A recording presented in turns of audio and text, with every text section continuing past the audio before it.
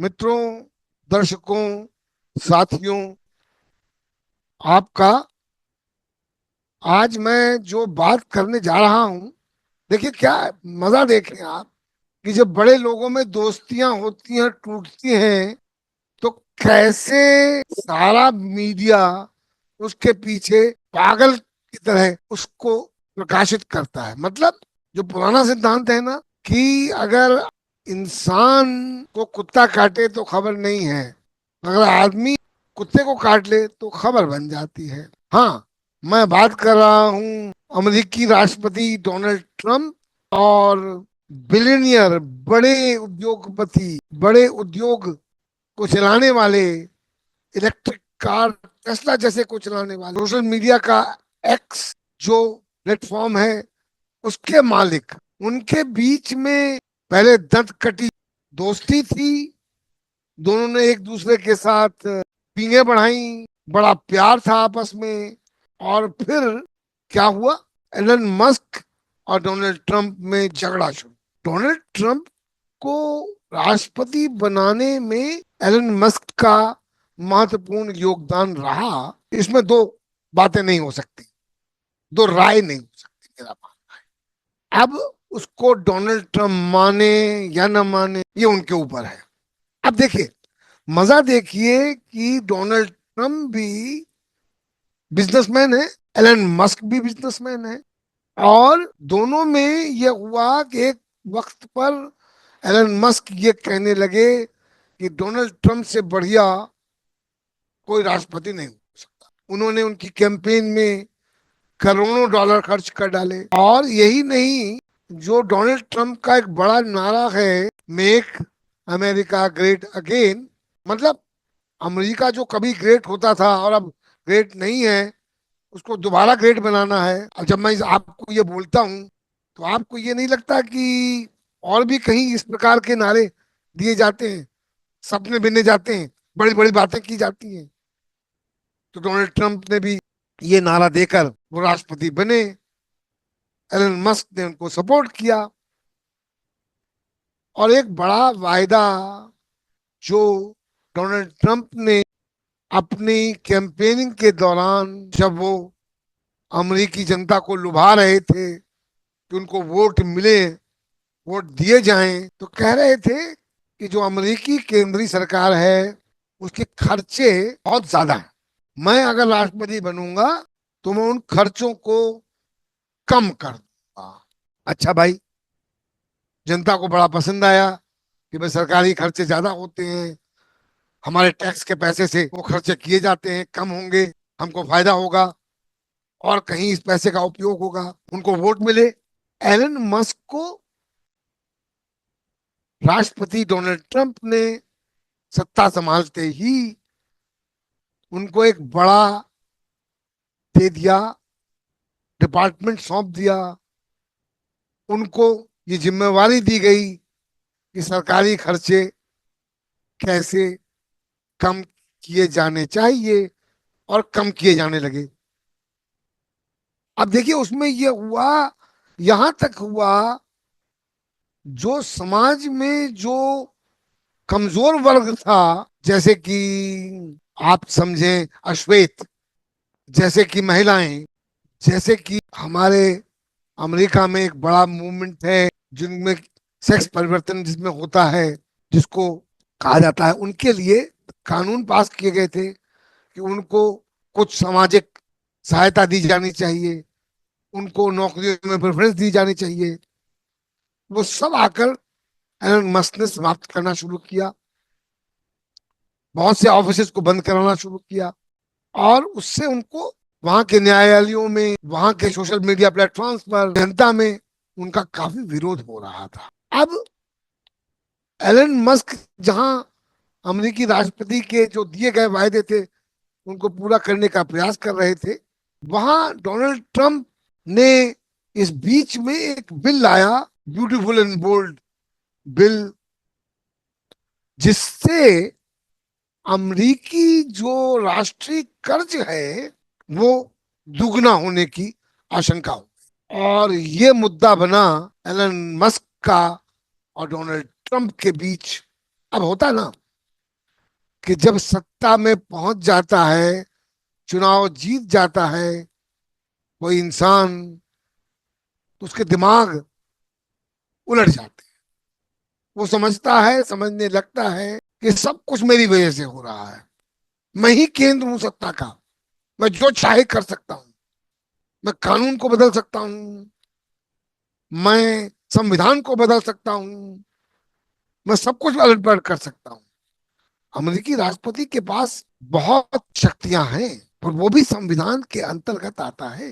वहां के न्यायालय शक्तिशाली हैं, क्योंकि अमेरिकी संविधान समानता के सिद्धांत पर आधारित है और वैचारिक स्वतंत्रता के सिद्धांत पर आधारित है। यही नहीं, सबको फ्रीडम ऑफ एक्सप्रेशन है, आप बोल सकते हैं। अब अमेरिकी राष्ट्रपति डोनाल्ड ट्रंप, जो कि सत्ता में संभालते ही उन्होंने कहा मैं दुनिया के का नक्शा बदल दूंगा, पलट दूंगा। यानी वॉर छोड़ दी, जो व्यापार संधियां जितनी हुई थी सब रद्द कर डाली। चीन से पंगा, जापान से पंगा, भारत से पंगा। हालांकि भारत ने तो उनके आते ही उनका जो सबसे प्रिय मोटरसाइकिल थी हैर्ले डेविडसन, उस पर जो आयात शुल्क था वो एकदम आके कम कर दिया था। हमारी सरकार ने डोनाल्ड ट्रंप की किसी नीति का विरोध नहीं किया। वो चाहे इलीगल इमिग्रेंट्स को मिलिट्री हवाई जहाजों में वापस करें, बेड़ियां डाल के वापस करें, हथकड़ियां डाल के वापस करें, उसमें टॉयलेट एक हो, चाहे जो भी हो, हमारी सरकार ने उसका विरोध करना पसंद नहीं किया। बहरहाल, मैं आ रहा था कि दोनों की दोस्ती टूटी। अब एलन मस्क, जो डोनाल्ड ट्रंप गलतियां कर रहे हैं, एलन मस्क ने वो बात उठा दी जो डोनाल्ड ट्रंप की दुखती रग को छेड़ने वाली है। ये बताया कि एक जो उद्योगपति था, मैं नाम लेता हूं, पहले बता दूं मैं आपको, उद्योगपति जो बड़ा था और जो नाबालिग लड़कियों के यौन शोषण के रूप में उसको सजा हुई थी, उसकी और डोनाल्ड ट्रंप की बड़ी मित्रता थी। और कहा यह गया, उस फाइल्स में डोनाल्ड ट्रंप का भी नाम है।